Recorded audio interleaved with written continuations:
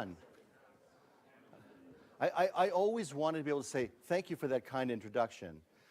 You're probably never going to get a kinder introduction for yourself than the one you give yourself. So I want to start by thanking the Convocation and Faculty Excellence Committees for this opportunity, and also my publisher, Kendall Hunt.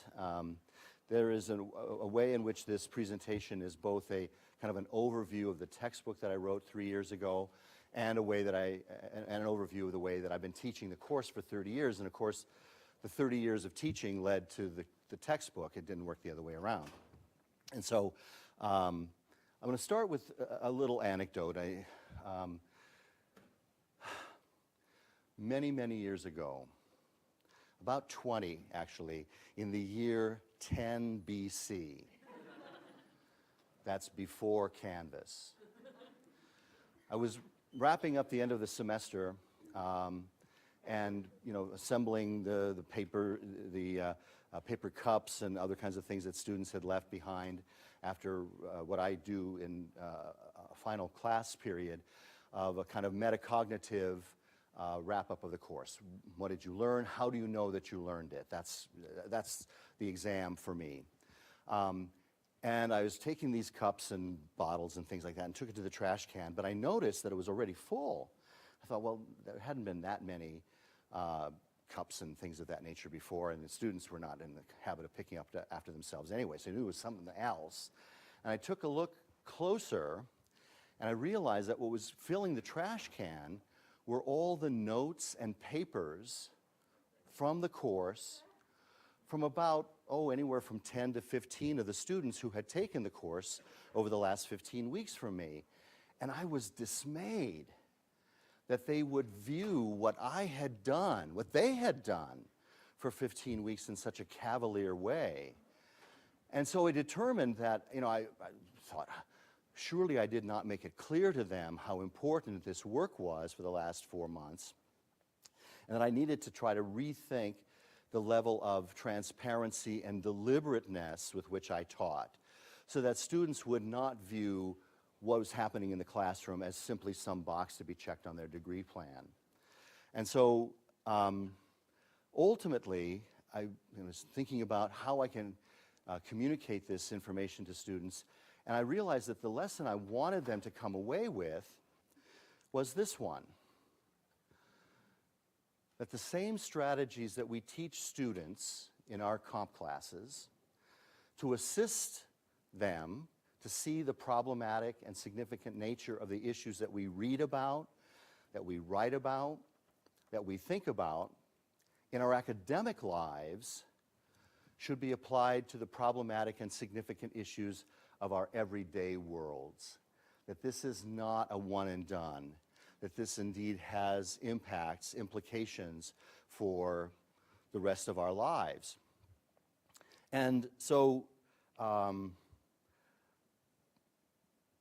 one of the first things I point out in my text is that a composition course, freshman comp, 101 or whatever it might be, is one of the very few universals in higher ed. And there's a reason for that. There are certain kinds of things that we expect composition courses to do, whether we realize it or not. And I think, again, the degree to which those of us who teach this course and courses like it help our students recognize what they're getting from it is valuable to them. And so here are some things that I believe that composition courses do. They certainly perform a kind of acculturation process to first-year students. Even if students have had some kind of, AP or dual credit courses, being on a university campus for the first time is a different animal. And we can provide some level of that kind of acculturation. We surely provide a service to the greater goals of the university in the form of the general education core. We can help, again, this is not exclusively the domain of the composition course, but to provide research and information literacy functions. We can help students recognize that, or we can provide the direct instruction on such things as rhetorical modes. We'll talk a little bit about that in a few moments. And forms and purposes, such as analysis and argument, which we know are the coins of the realm at university. what we're ultimately doing is helping students to perform these analytical and persuasive and argumentative functions. We can help them recognize that writing is a process and not just a product.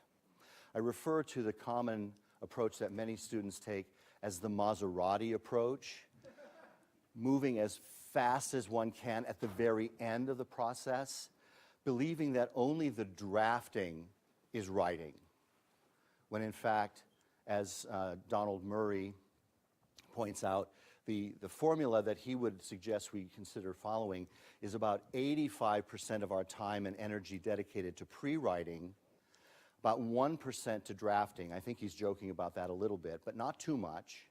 And that the remainder then is set about for review and revision. And that process is what we want to help students recognize. And then finally, we want to try to help them connect writing to their professional areas and the world beyond higher ed. It's not just the 4 months in the 4 walls in the 4 years, but well beyond that. But there are some things that writing courses cannot do. They cannot meet all the rhetorical needs that may present themselves in every conceivable writing situation. So, this is a little nudge to my fellow faculty members in other areas. When my students, whom I dutifully love and teach, and who do that back for me, get to your classes, they will need to learn how to write for your field. I can't do that for them. No one can do that for them. We cannot, in any one 15-week course or 2 15-week courses, meet all the rhetorical needs that may present themselves in those situations. We cannot, therefore, teach students how to write for your discipline or for their discipline.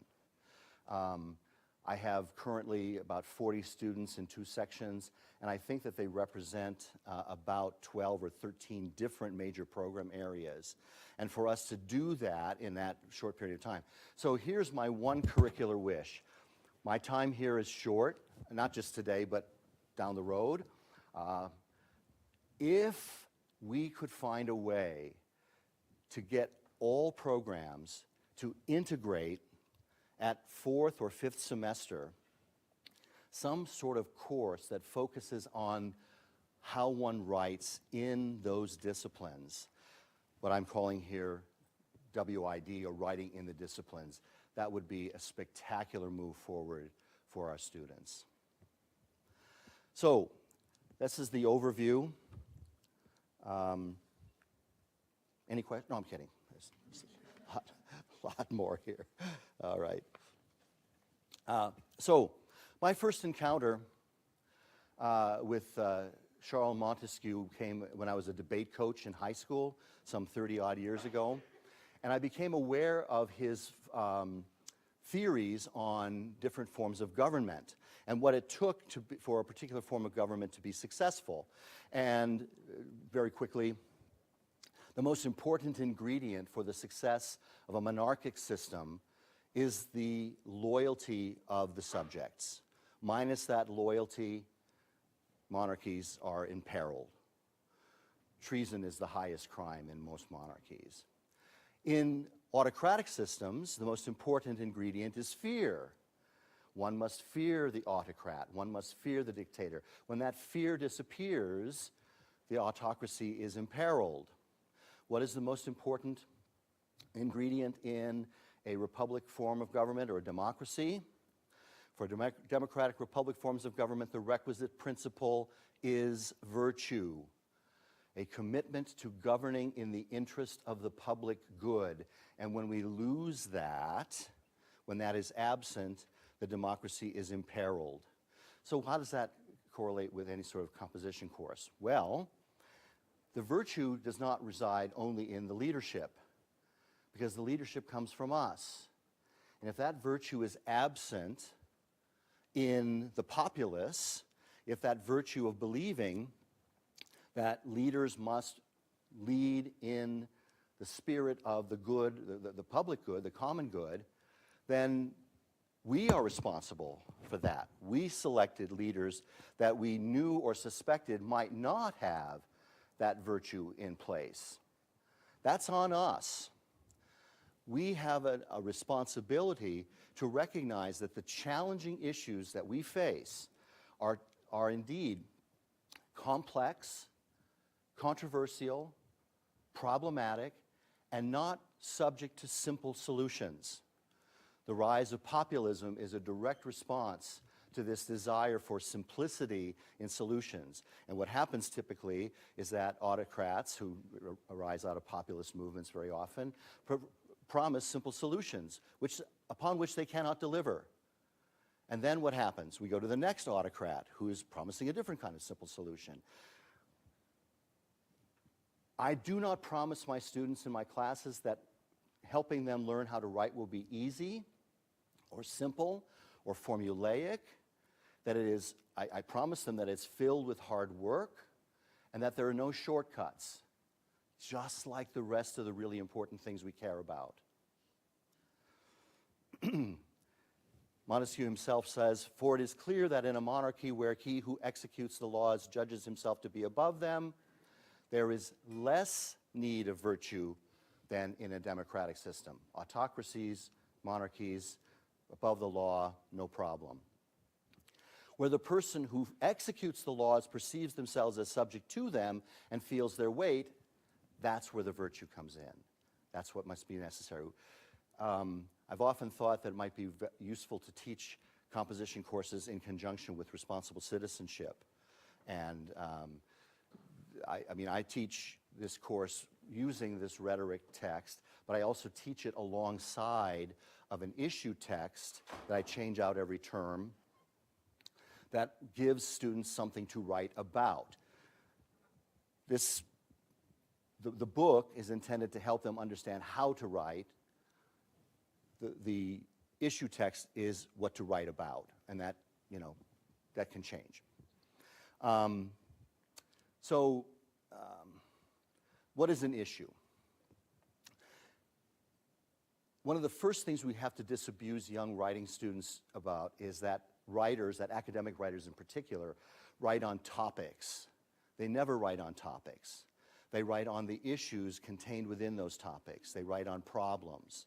Academic articles are not just reiterations of that which we already know. They are arguments about things that are unsettled, that are problematic, about which there is no consensus, that there is a complexity there that is the driving force for the study of the issue.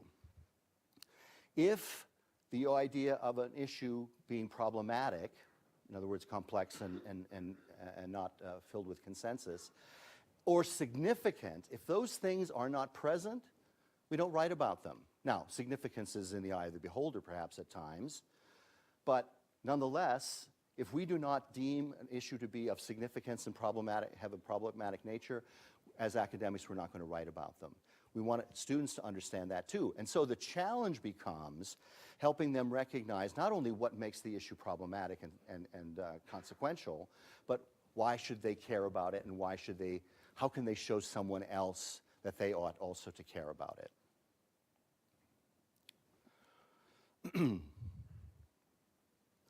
So what I developed in the writing of the book was a belief or I tried to extol the belief that the kinds of things that we do in composition classrooms are applicable across, and that the tensions that we want students to recognize as they're learning how to write and they're dealing with a particular issue that's significant and problematic possesses a kind of tension.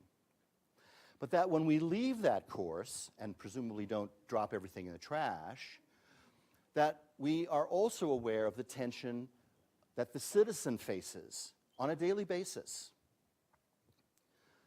We are obliged by our roles then as citizens to interact responsibly with the important issues of the real world and thereby enact the virtue,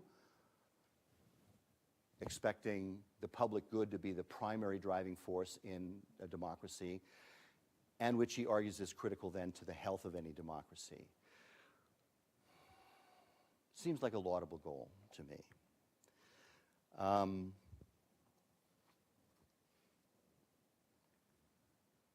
One of the ways that I want students to do that, or one of the means by which I think we can do that, is to try to cultivate within them a habit of mind that includes metacognitive strategies.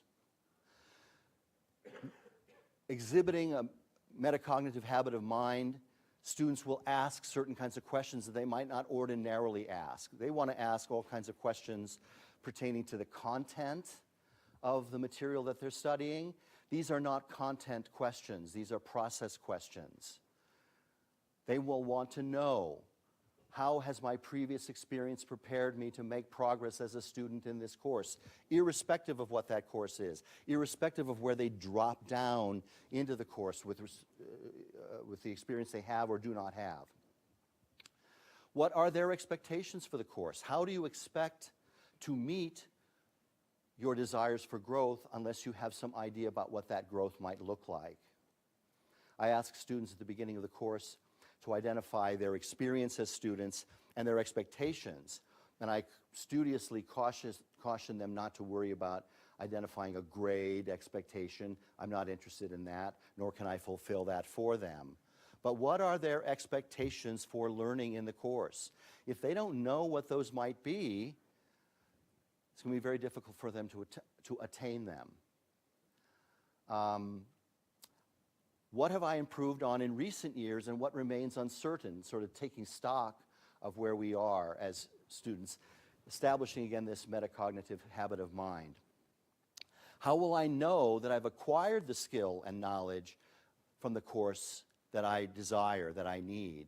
How will I know? So that exercise I was telling you about at the end of the term, the main question is really this: what have I learned and how do I know it? What have I done that can verify to me or anyone else that I have learned this material, that I've learned this skill, that I've taken this and that it's become part of me, that it's become a part of that habit of mind? And then specific to any particular writing assignment, they will ask questions like, what are the connections between the particular task they're asked to perform and broader objectives of the course?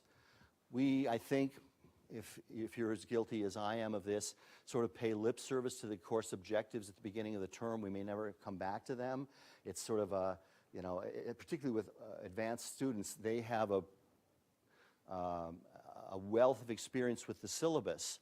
But the syllabus asks us to very specifically identify the objectives of the course, because the things that we do should be in support of, in service to those objectives. If we want students to see what we're doing in our courses to not appear to be drudge or busy work, then we need to link them to the objectives. How will I know that I've achieved the goals of this particular task? One of the ways that I do that in my classes is we identify some descriptive, it's like a rubric, right? We're all familiar with that. Descriptive statements about what needs to happen in this piece of writing. And then even before students submit, they can do that sort of checklist. Is this happening? Have I done this?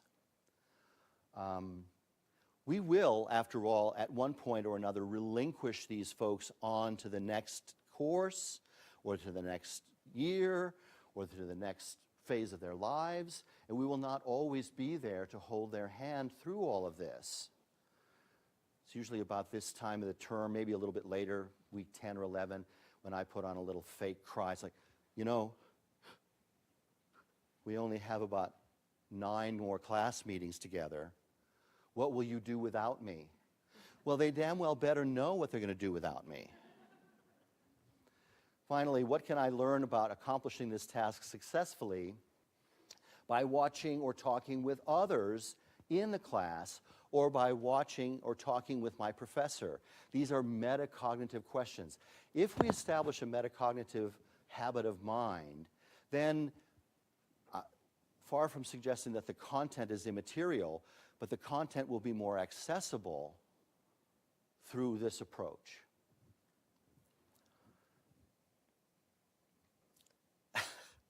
So, one of the great fears that students have is the blank screen. Nothing is more frightening than the blank screen, the blank paper. And what they don't recognize is that there are ways out of that blankness. But we haven't really helped them see them, or maybe we're not aware of what they might be ourselves. Fortunately, the ancients have considered this. Aristotle, in his wisdom, developed 28 different common topics that we could use and ask questions about that can generate material, can generate ideas, can help us capture our ideas. Here's the beautiful thing about this.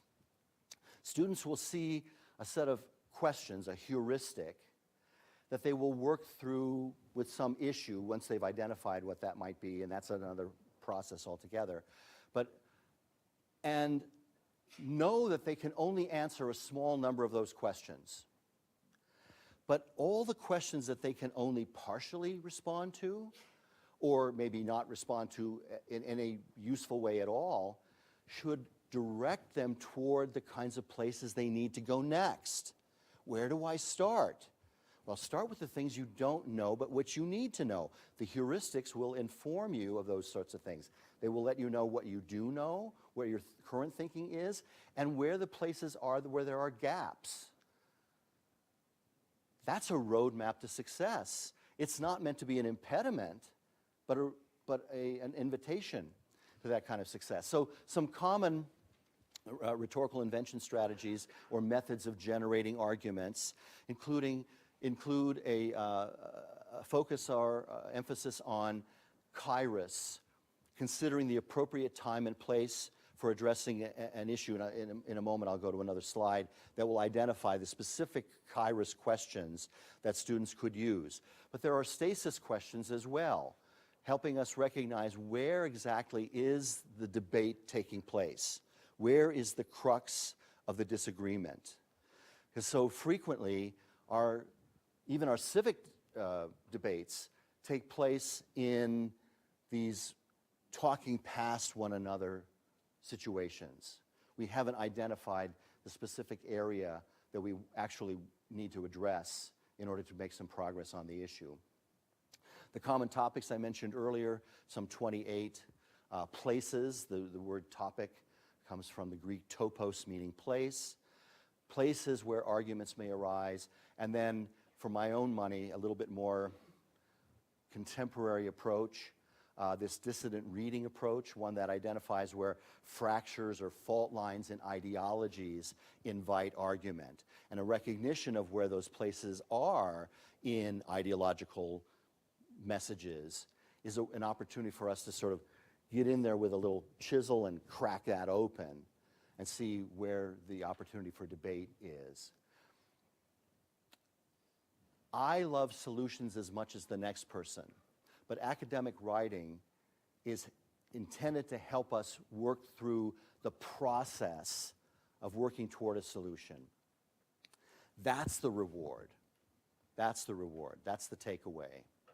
Because there'll always be a new problem to deal with, but if we've found a way to work toward that solution by some process, then we're much better armed to take on those new problems.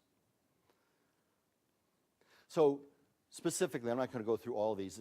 I'm sorry that this is a little bit small, but such questions as, are there recent events that have created a sense of exigence or imminent need? I love that word, exigence, but it's important to define it. For students, what does that mean? Well, something immediate that we have to deal with. So I used this just yesterday as an example. The Supreme Court, having heard the case involving Donald Trump's status on the ballot in Colorado, heard in an expedited manner, because if the decision for that case were to be rendered in June, as is usually the case with Supreme Court decisions, it would be 3 months after the Colorado primary. So this is an example of an exigence, an imminent need. Do we need at times, if we're writing about something that we believe to be an exigence, do we need to establish what that exigence is? And then letting our readers know, here's why this is important. We may have it in our head, but unless we share it with readers, it's not going anywhere. And you can see that there are a whole raft of these. I think within the 3 bullet points, there are somewhere around 10 or 11 distinct questions. Again, some of which students will be able to answer effectively, and others which they will not, or maybe partially, that will lead them to the next place where they have to keep looking. It's an opportunity for research. And it's time-consuming, and it's not a Maserati, maybe a Prius, I don't know. But it will get you there if you use it.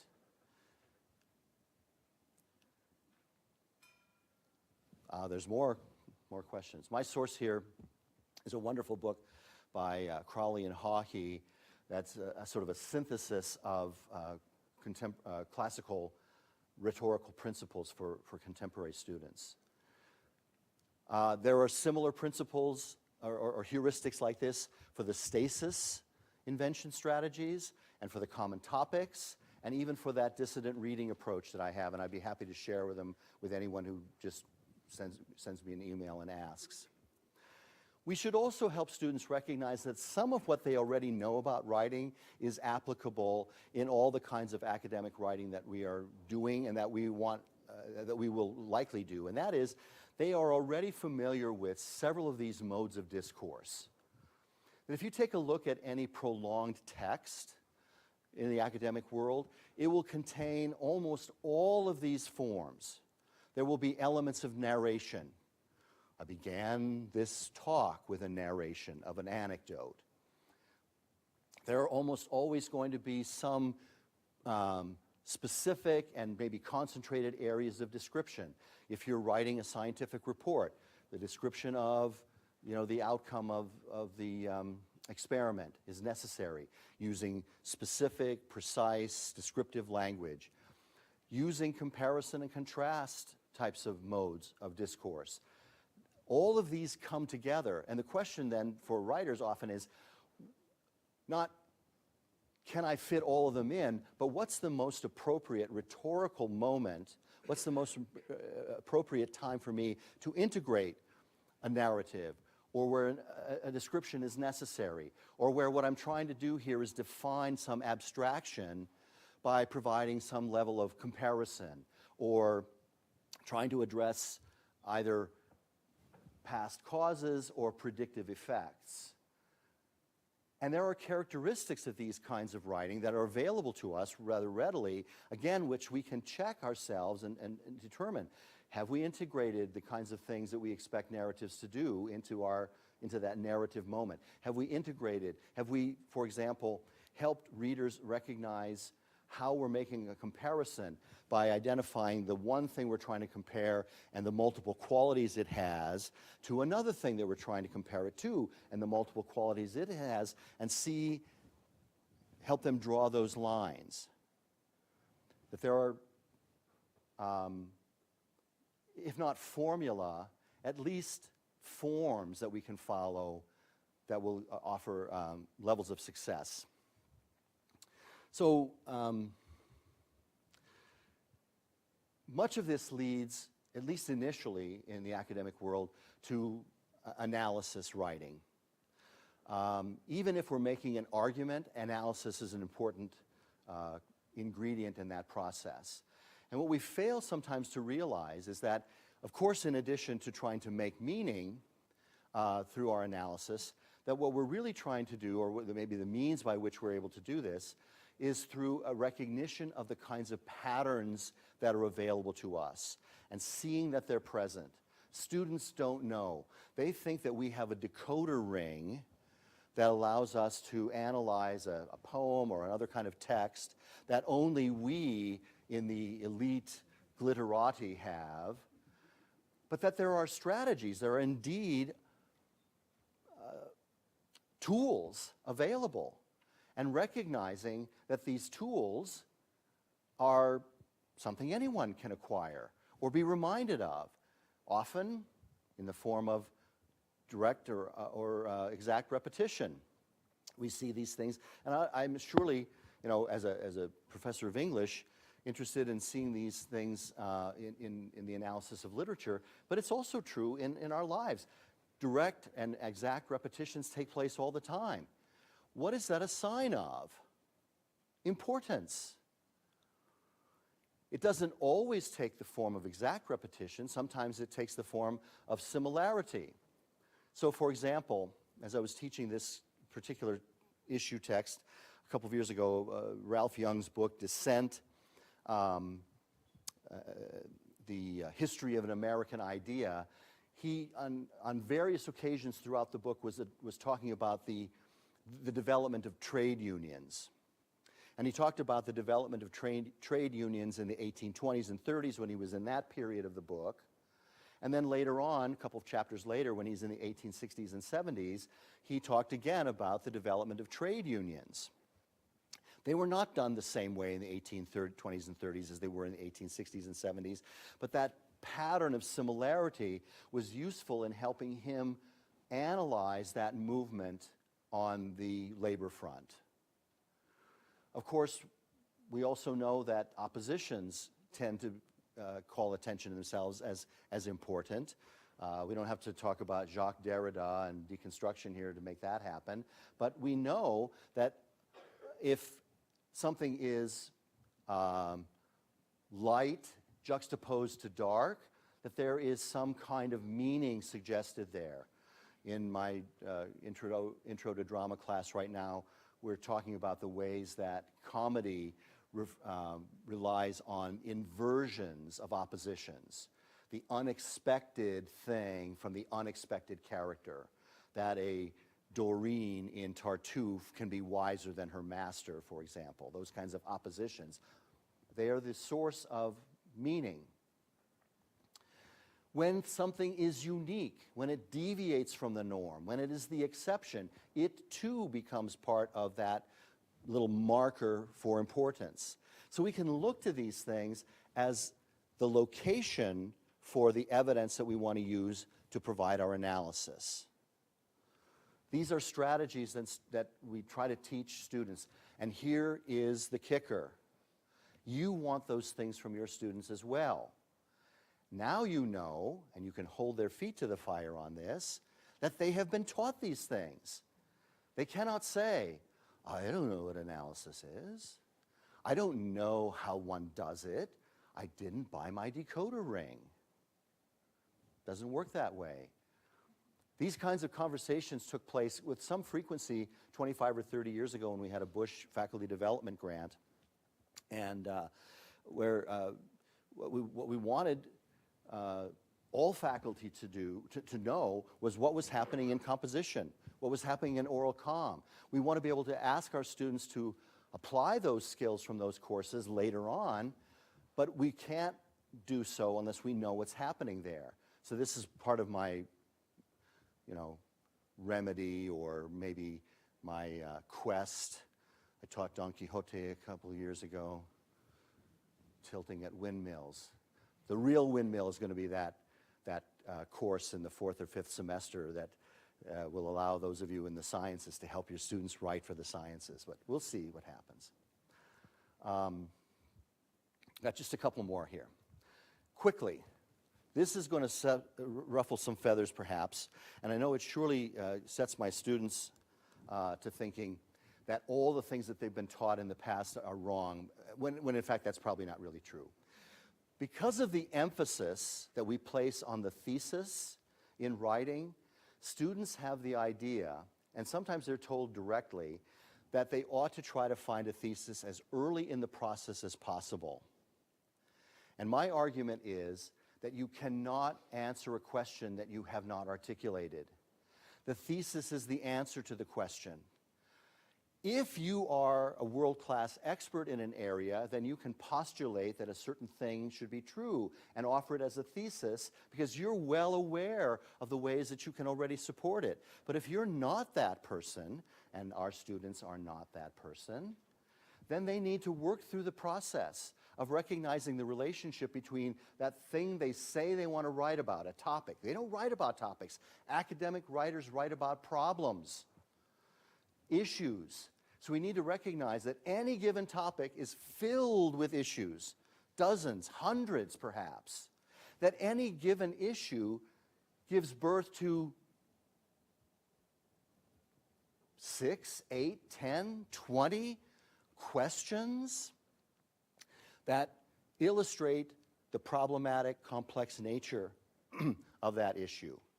And then we can use the question to drive the research, work it again through that, those invention heuristics, identifying that what we know, that which we know, that which we do not, and then now have a guidepost for, and then seek the thesis, not choose it and then hell-bent for leather defend it at all costs. This is the academic challenge of the university. Not to reinforce the received thinking, but to cultivate the new thinking. So, the real power horse here is the thesis question. Recognizing this relationship from topic to issue, to question, to thesis. And if the answer to that thesis is one that everyone already agrees with, it's not a problematic issue. It should be one about which reasonable people can disagree, with evidence. This is, again, part of that creation of a habit of mind, to not say, I am dedicated to this thesis irrespective of the evidence, and I'm going to find what evidence supports it to the exclusion of anything else, but instead to actually ask a legitimate question on a problematic issue and then identify a thesis that we can defend in light of the rest of the contravening evidence. So, are we driving a Maserati or a Prius? Well, I don't have either one, but I surely don't have a Maserati, because I recognize, or I want my students to recognize, that they can work a process, take advantage of the preliminary work that they've done that will lead them to a not pain-free, but at least manageable drafting process. It should not hurt to be able to write in late March or early April of the spring term, because we've done the work in the gym before that. We have considered the topic area. We've identified possible issues and questions. We've thought about and read about and written about those issues and questions. We have focused our thinking through invention strategies. We've logged our sources. That's another thing that students think. They are absolutely impervious to ever forgetting anything. And so they have no need to write it down. You can tell I'm being facetious here, right? It's not just old people like me who forget stuff. Because I've forgotten so many things, I recognize the importance of writing it down. And they can benefit from that as well. If they're not annotating, all of this is at risk. Walter Kaufmann tells us, philosopher of contemporary philosopher, that most thought is like a light rain, that when it hits the ground, it evaporates or soaks in, never to be seen again.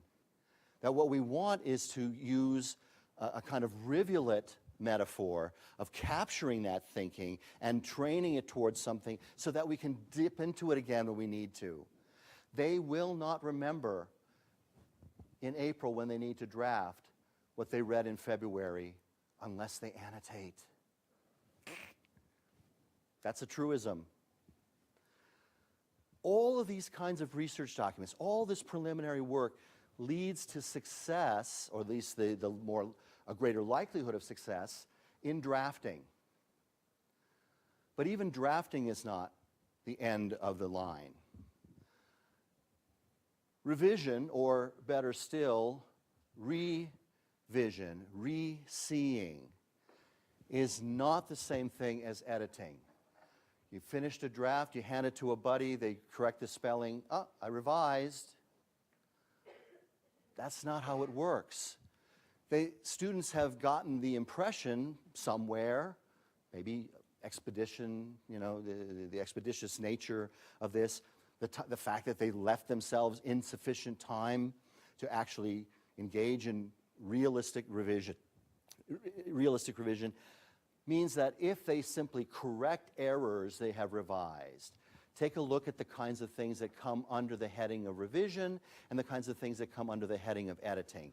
Mechanics, punctuation, spelling, sentence integrity, the format. Guess who can do that? A machine. I don't even have to be the writer of a particular text, and I can take care of those things. But only the writer can address the other things, the content, the thesis issues, the insights offered, the ways that we help our readers recognize the value of this to them, the organization of the writing. These are what Jack Rollins refers to in his book, The Writer's Way, which is now closing in on 50 years old, the big fish. How are they the big fish? Why are they the big fish? If Rod were here, I'd ask him.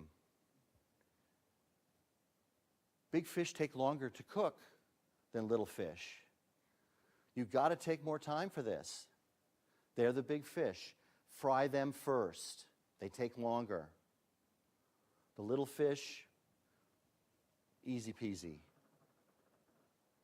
All right, I think we're about at the 40-minute mark, a little bit past. I apologize. I've allotted some time for questions if you have any.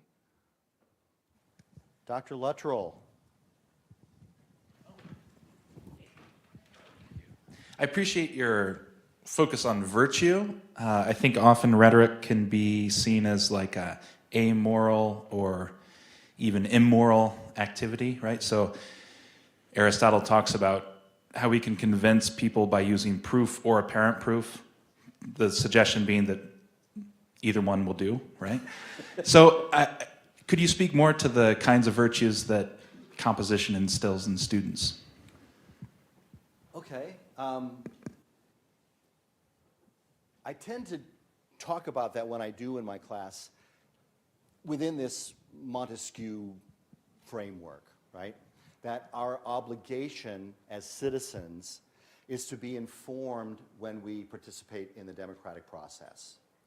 And that if we're informed, we're more likely to choose leaders, even from among ourselves, I mean, obviously from among ourselves and for ourselves, that will put the public good ahead of the private good. So maybe it would be the virtue of selflessness, or at least a kind of common civic virtue. I mean, I do not deign to imagine that my course is a philosophy course or a morals or ethics course, but it doesn't mean that we don't address ethics in a lot of different ways, and plagiarism question in AI and all those other kinds of things. So that would be the principal means by which I do that in the course. So, selfishly, I want to ask all about your exam involving paper cups. Thanks. But it has nothing to do with paper cups. I was just cleaning up afterwards. Oh, I see. Okay. Well, we'll talk about that later. So I want to lock into your curricular wish. Mm-hmm. So I imagine, as an English major, I'm sympathetic to this, but I imagine that many of my colleagues will say, that sounds great as long as someone else is doing it. To which I respond, how did your dissertation get written? Badly. My point is, someone approved it and its methodology and its findings as being sufficient for the discipline, right? And that means that you have some insights into the way the discipline that you're writing for works in ways that I do not, nor that we can possibly spend time in 3 days a week, 15 weeks in a semester, alerting students to. So the literature is filled, by the way, with all kinds of studies that integrate, that deal with those kinds of courses. What kinds of outcomes, what kinds of positive outcomes arise out of students' exposure to the literature in their field, not just reading that, but writing as would-be practitioners in the field at some point when they actually have something to say, so consequently 4th or 5th semester, and are not so unsophisticated as to be able to find a way to say it with the guidance of their faculty mentors. It's possible, I think, for that to happen even without a standalone course. One of the, I think, surprising paradoxes is that writing across the curriculum programs on college campuses work effectively as pedagogical devices. They work effectively despite the fact that they take more time because they help students learn more efficiently and effectively. We cannot learn all the things we might need in a particular discipline, but we can learn how to learn in that discipline. What level of granularity are you imagining here? Would it be every major has its own course? Well, I think we could probably look at science writing broadly and accomplish most of our goals that way. The social sciences have a different kind of approach. Sure. And so anyone who's in that category would also probably benefit from, or all the students in there would benefit from one course. It wouldn't have to be every major and minor having its own distinct course. Are you going to pick the ball up and run with this? Well, that's kind of what I'm weighing. Yeah. Can I keep talking? What time is it? You buying me lunch? So, I have to go do my job, sadly. Are any of my students here? No. Hi. Some last question. Yeah. Last question. I imagine a devil's advocate saying something like, wait, I thought that's what composition was doing. But it's not, and it can't. It can do all these other things. I gave you the 40-minute version of what I spent 15 weeks on. And you can only imagine, that if you're actually doing it, it takes 15 weeks just to do that. I think we also should, as professionals, assume a little ownership for the kind of product, if you will, that the writers, the students in our programs are putting out, and recognize that there are some things that they should come to us with, all the stuff I've been talking about, and some things that they reasonably cannot be expected to arrive knowing. And that our tending the crop of those folks means that we have a responsibility.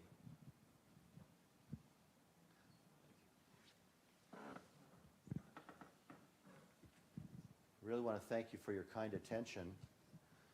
This has been exhilarating. Everyone should have to do it. Thank you so much.